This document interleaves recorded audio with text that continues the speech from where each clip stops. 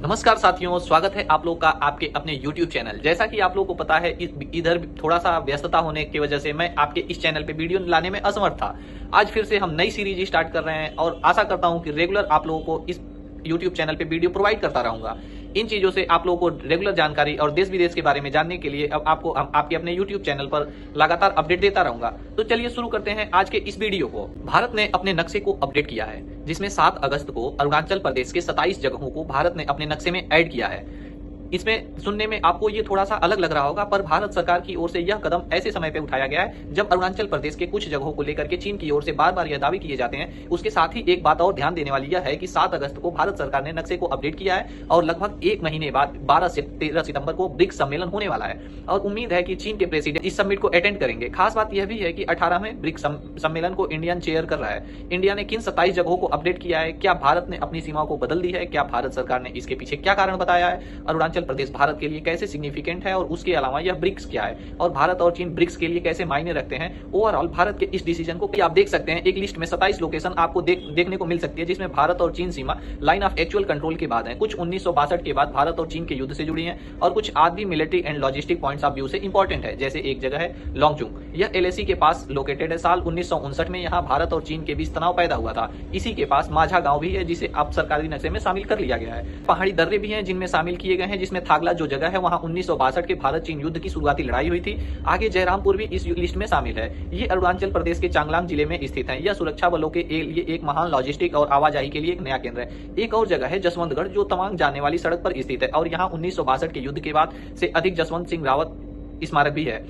अलग इसमें देखेंगे तो शेरे थापस मेमोरियल भी शामिल है। कुल मिला के आप देखेंगे तो 27 जगहों में कुछ भारत चीन सीमा से जुड़े इंपॉर्टेंट प्लेसेस हैं और कुछ 1962 के युद्ध के इतिहास से जुड़े हैं। कुछ पहाड़ी दर्रे और कुछ झील जैसे ज्योग्राफिकल लोकेशन इसमें भी सम्मिलित हैं और कुछ आज के समय सैनिकों के लिए आवाजाही के लिए इंपॉर्टेंट है। अब उस सवाल को जान लेते हैं कि भारत सरकार ने ऐसा करने के पीछे क्या कारण दिए हैं। मिनिस्ट्री ऑफ डिफेंस अफेयर की तरफ से कहा गया है कि इन जगहों से सर्वे ऑफ इंडिया के अरुणाचल प्रदेश के आधिकारिक नक्शे में दर्ज करने का उद्देश्य यह है कि इनकी सही पहचान हो सके और आम लोगों को इन जगहों के बारे में ज्यादा जानकारी मिल सके।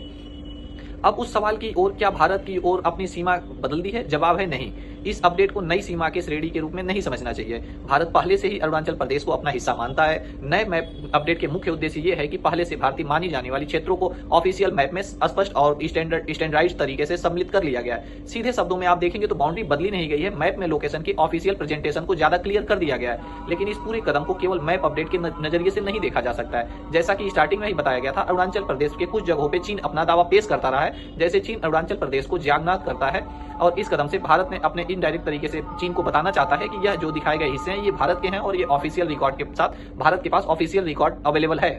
अरुणाचल प्रदेश में जो टोटल 27 प्लेसेस हैं जिनको भारत ने ऑफिशियल रीनेम तो किया ही है, साथ में उनको मैप पर लोकेट कर दिया है। इसमें कुछ प्लेसेस ऐसे हैं जैसे लेक है, कुछ मेमोरियल्स हैं, कुछ आपके जो पासेस हैं और साथ में कुछ ऐसे प्लेसेस हैं जहां पर इंडिया और चाइना के बीच 1962 की जो वॉर हुई थी उसका बहुत ही ज्यादा इंपॉर्टेंट रोल है। कुछ तो LAC के पास है, जैसा कि एग्जाम्पल के रूप में आप जान सकते हैं कि लोंगजू, थांगला, जैसे शेरे थापा मेमोरियल है। ये सभी के सभी आप क्लोजली देखेंगे, जब गूगल मैप को ओपन करके और सर्च करके देखना चाहेंगे आप, तो आपको क्लियरली दिखेगा कि अरुणाचल प्रदेश के बॉर्डर आपके तिब्बत के साथ लगते हैं। तिब्बत बोलते हैं और इसको ऐसी तिब्बत को चाइना ने उन लीगल तरीके से कैप्चर कर लिया था। और आप सभी को ये भी पता होगा कि चाइना जब अरुणाचल प्रदेश का तवांग सेक्टर और उसको ये कहता है कि ये पूरा सेक्टर ही मेरा है, ये मेरे को बिलोंग करता है। और चाइना ने एक बहुत ही इंपॉर्टेंट बात चीज की है, उसने 2017 के बाद से कंटिन्यूअसली एक बार नहीं, 2 बार नहीं, कई बार अरुणाचल प्रदेश के जो नाम है उनको चेंज करके अपने मैप में शो करता था, जिसके भारत कई बार विरोध कर चुका था। आपको ये भी पता होगा, जिसमें कई सारे गेम्स में पार्टिसिपेशन में अरुणाचल प्रदेश के कई सारे एथलीट जब चाइना जाते हैं तो उनका विरोध करता है कि ये वीजा लेकर के कैसे आए। वहां पर जो भारत का बार बार ये ऑब्जर्व करना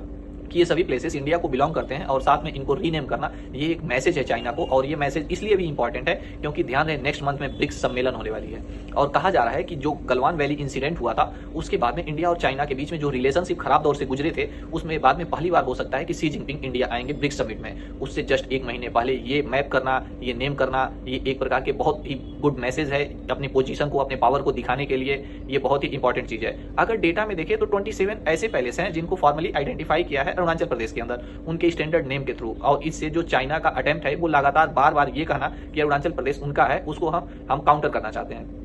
गवर्नमेंट ऑफ इंडिया, साथ में अरुणाचल प्रदेश की गवर्नमेंट और साथ में देखा जाए तो जो आपका सर्वे ऑफ इंडिया है उनके मैप में ऑफिशियली इनको लोकेट किया गया है। वैसे अगर देखा जाए तो जमीनी स्तर पे कुछ बहुत ज्यादा चेंजेस नहीं हुआ है, बट जब ऑफिशियल रिकॉर्ड में स्पेसिफिक प्लेसेस का नाम रिकॉर्ड करते हैं तो एक क्लियरली ऑब्जर्व करता है कि री एनफोर्स करता है कि उसको एक तरीके से फॉरेन पॉलिसी की स्टेटमेंट बना देता है जो एक चीज को जोड़ने का काम करता है।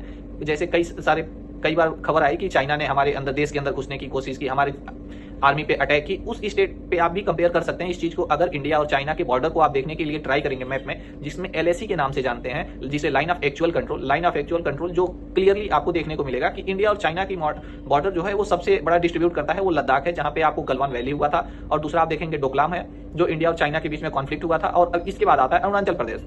यही अरुणाचल प्रदेश जो तलवान सेक्टर है उसमें पूरे चाइना इसको क्या कहता है, पूरा ये एरिया ही हमारा है जिसको हम अपने पास रखते हैं। इसमें 27 प्लेस जो कि आपको लिस्ट में अटैच है, उनको आप आइडेंटिफाई कर सकते हैं और एक्चुअल रिकॉग्नाइजेशन प्रोवाइड कर रहा है। तो चलिए, आई होप कि ये चीजें आपको समझ में आई होंगी और आपको पता होगा कि इंडिया की गवर्नमेंट की तरफ से ये कितना अच्छा और कितने ये अच्छे कदम उठाए गए हैं, इसके बारे में आपको जानकारी मिली। चलिए फिर मिलते हैं नेक्स्ट वीडियो में नेक्स्ट टॉपिक के साथ, तब तक के लिए जय हिंद।